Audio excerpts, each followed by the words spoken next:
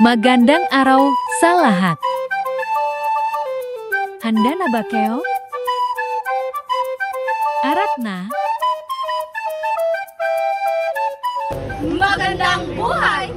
Kami nga pala ang JMC.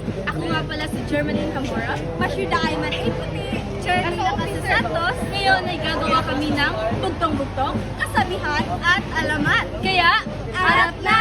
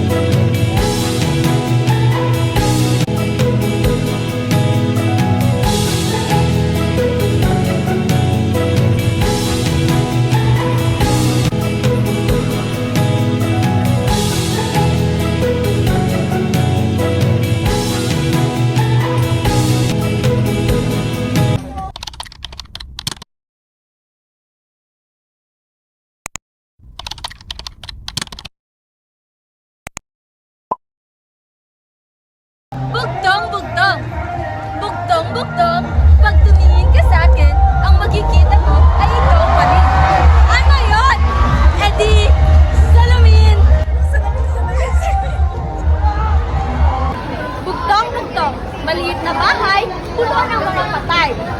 Ano yun? Eddie! Bugtong! Bugtong-bugtong! May kamay, walang paa. May mukha, walang mata. Ano yun? Eddie! Orasan! Bugtong-bugtong! Nakakatindig ng walang paa. May tiyan, walang bituka. Ano yun? Eddie! Baso! Oops! Meron pa! Isang pasukan, tatlong labasan. Ano yun? Eddie! Gamit!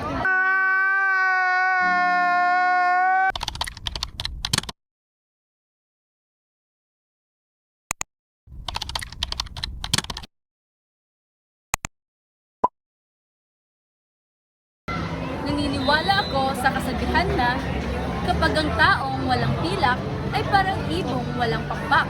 Ibig sabihin ay kapag daw ang tao na walang pera ay nahihirapan siyang na parang ibon na hahanap kung saan kukuha ng pangangailangan sa pambili ng mga pagkain at iba pa. Naniniwala ako sa kasabihan na ang taong nagigipit sa patalim kumakapit. Kapag ang isang tao ay nasa matinding kahirapan, ay napipilitan itong gumawa ng aksyon na hindi tama o mapanganib.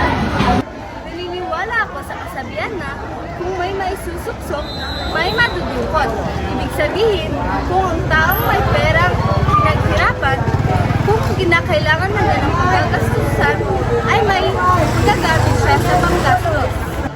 Naniniwala ako sa kasabihan na ang buhay ay parang kulong. Minsan nasa ibabaw, minsan nasa ilalim. Ibig sabihin ay ang buhay daw ay parang kulong. Alam naman natin, ang kulong ay parang umiikot, para siyang mundo.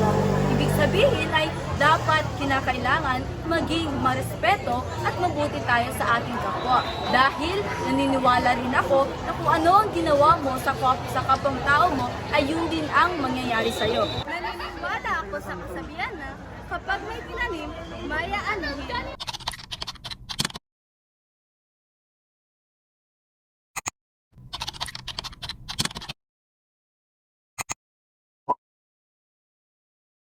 Alamat ng pinya. Alamat ng pinya. Noong unang panahon, may nakatirang mag-ina sa isang malayong pook. Ang ina ay si Aling Rosa at ang anak ay si Pinang.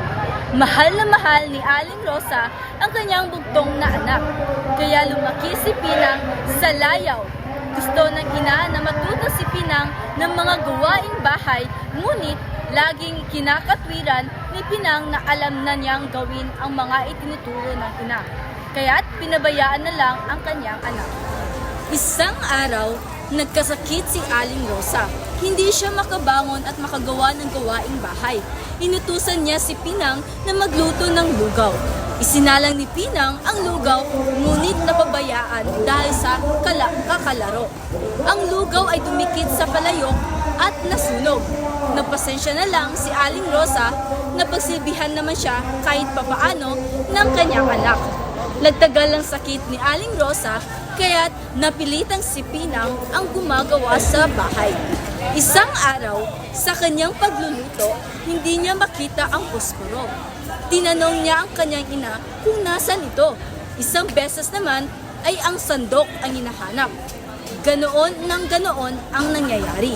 Walang bagay na di nakikita at agad tinatanong ang kanyang ina. Nayamot si Aling Rosa sa kakatanong ng anak, kaya't nawika nito, "Naku, Pinang, sana'y magkaroon ka lang maraming mata upang makita mo ang lahat ng bagay at hindi nang tanong ng tanong sa akin." Dahil alam niyang galit na ang kanyang ina, ay di na umimik si Pinang. Umalis siya upang hanapin ang sandok na hinahanap. Kinagabihan, wala si Pinang sa bahay. Nabahala si Aling Rosa, tinawag ang anak ngunit walang sumasagot. Napilitan siyang bumangon at naganda ng pagkain. Pagkaraan ng ilang araw ay magaling-galing na si Aling Rosa. Hinanap niya si Pinang. Tinanong niya ang mga kapitbahay kung nakita nila ang kanyang anak. Ngunit naglaho parang bula si Pinang. Hindi na nakita ni Aling Rosa si Pinang. Isang araw, may nakitang halaman si Aling Rosa sa kanyang bakuran. Hindi niya alam kung anong uri ng halaman iyon. Inalagaan niyang mabuti hanggang sa ito'y magbunga ng laking pagkamangha ni Aling Rosa na makita ang anyo ng bunga nito. Ito'y hugis ulong tao at napalibutan ng mata. Biglang naalala ni Aling Rosa ang huli niyang sinabi kay Pina na sana'y magkaroon ito ng maraming mata para makita niya ang kanyang hinahanap. Tahimik na nanagis si Aling Rosa at laking pagsisisi dahil tumalab ang kanyang sinabi sa anak. Inaalagaan niyang mabuti ang halaman at tinawag itong Pinang.